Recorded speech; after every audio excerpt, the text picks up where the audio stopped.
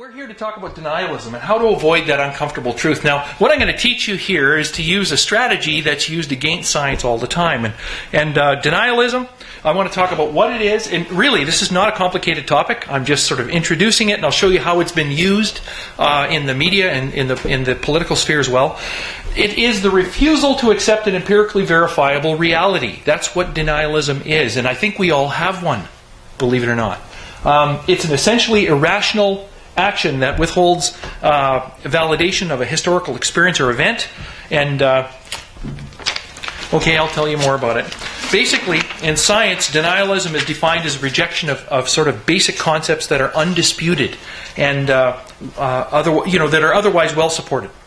In historical terms, it's denialism is defined as a denial of an event that has a consensus, and that gets a little bit tougher to work with, because consensus, I don't know how many of you have seen the movie The God That Wasn't There. That's about whether or not Jesus really existed as a physical human being. I'll just leave it at that. The idea is there's many people who are atheists that still believe Jesus existed, or many people that are skeptics that believe that Jesus existed, and yet there are some Christians who wonder if he really did at all. Political, it could be a policy that comes about as a result of a denial of a reality that may be both founded through scientific consensus or by historical consensus or by both. So Didier Fassin was the fellow who first distinguished denial and defined it as between denial and denialism, and the idea here is that it's an empirical observation of the reality that's being denied. That's denial. But denialism is an ideological position whereby one systematically reacts by refusing a reality, right? And of course, the whole idea of what is a reality in itself is a concept that is quite complicated, and I'm not going to get into that here. But so what does it look like? Let's just talk about that for a second. Some examples include, but aren't limited to, whether or not condoms really work. And there is a denialism about condom efficacy that exists, and there are those who systematically deny condoms actually prevent disease transmission. And they actually teach this to people, and I ran into this in Africa when I was over there last year, that the AIDS virus can pass right through the pores of the condom, and that using condoms really doesn't do anything to protect you. I'll leave that one wide open for you to decide what you think reality is in that case. Holocaust deniers is another one. They make a claim that the German government never really intended to harm the Jews, and they come up with these great examples of what the exhaust stack on those shower stalls really were for. And these are complicated arguments that come out as a result, and it's a systematic attempt to deny what I think probably everybody in the room thinks is reality.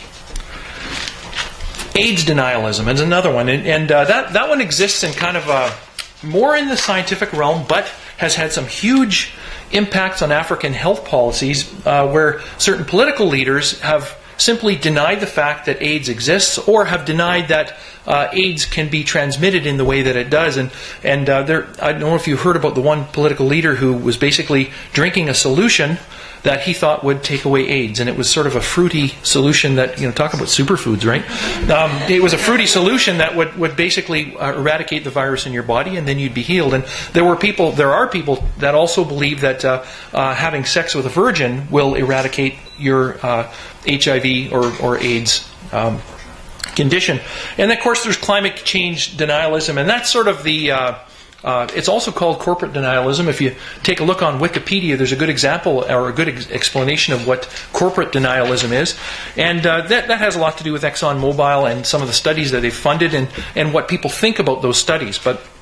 And then I could talk about evolution denialism. There's another way that, this one we could go on for days, but basically the way that creationists have sort of come up with complicated arguments to counter what the scientific consensus is with regard to evolution.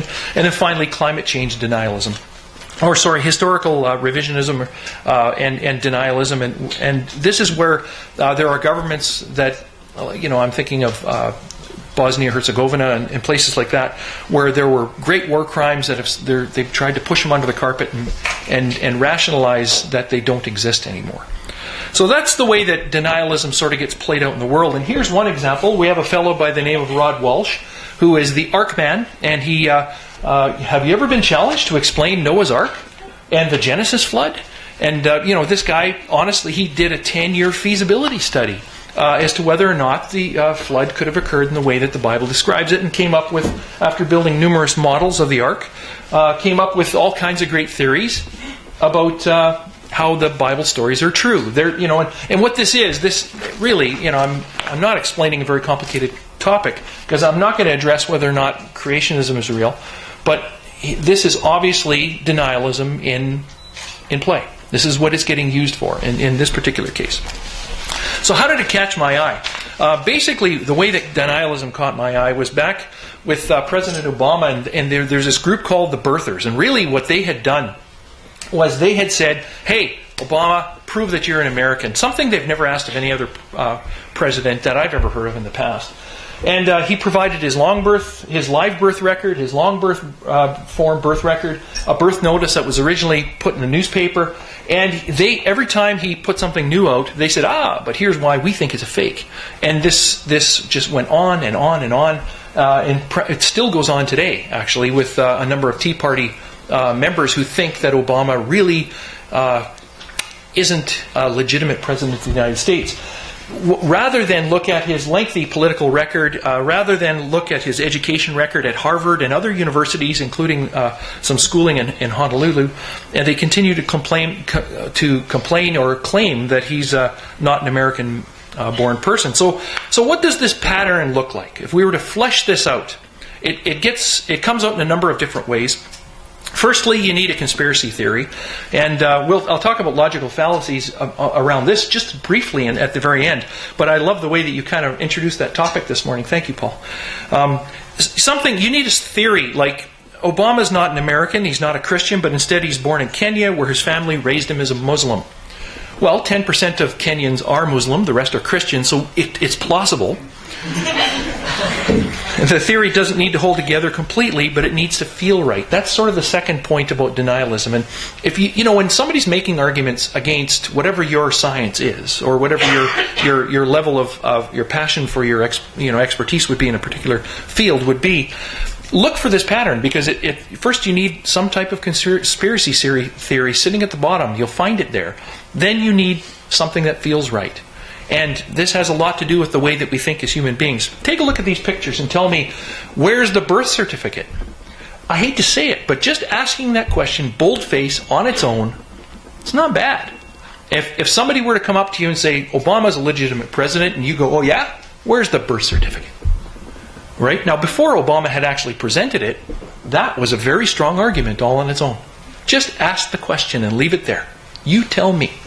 Same with the stickers, and you notice one here. I love this picture. It says, God and Obama neither have a birth certificate. That to me is sort of the atheist version of the birther that could exist, right? Neither can be proven. And another way that this systematic pattern seems to get rolled out is that they cherry pick some data that supports your ideas. Even if it's somewhat out of context, it doesn't matter, because it feels right. And know that those who are likely to believe the conspiracy are not likely to test if it fits well with what feels right. They're just going to go with what feels right. Now, I mean no malice in that, but take a look at these pictures. These are pictures that were used by the birthers to sort of undo any legitimacy that Obama would have as a president. There he is wearing a turban. There he is taking his shoes off at a mosque. And there he is with his wife, who's wearing a head covering because they're visiting a mosque. I'll leave it at that. Another way is, after the other party starts to provide evidence to the contrary, you need to move the goalpost. Right? Now, we all know the first thing they provided was his own birth record.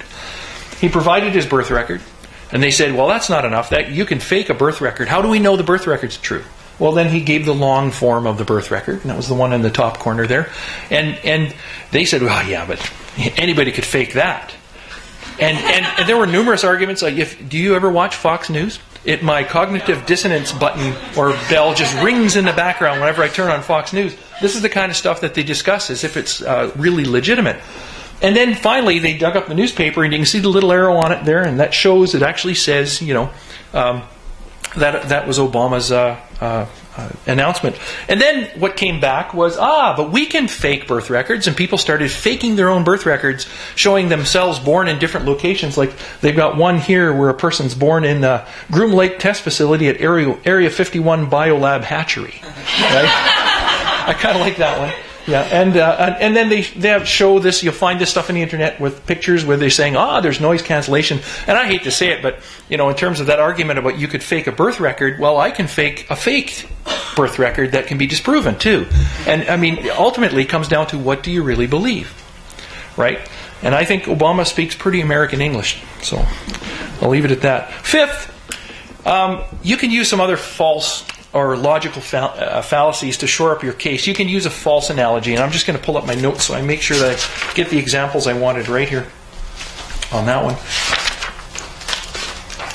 Because I'm not like Paul Nordland. I can't just pull these things out of my butt. He seems pretty good at that. And I don't mean that as a derogatory statement either, because you just seem bang, bang, bang, and you hit him right every time. Last night. Yeah, there you go. False analogy. So here's the false analogy that I picked this because this comes from the things that the birthers were saying. Obama is an illegitimate president, therefore he must have an ulterior Muslim agenda. Right? He's illegitimate, therefore he's got a Muslim agenda. Not necessarily logical, right?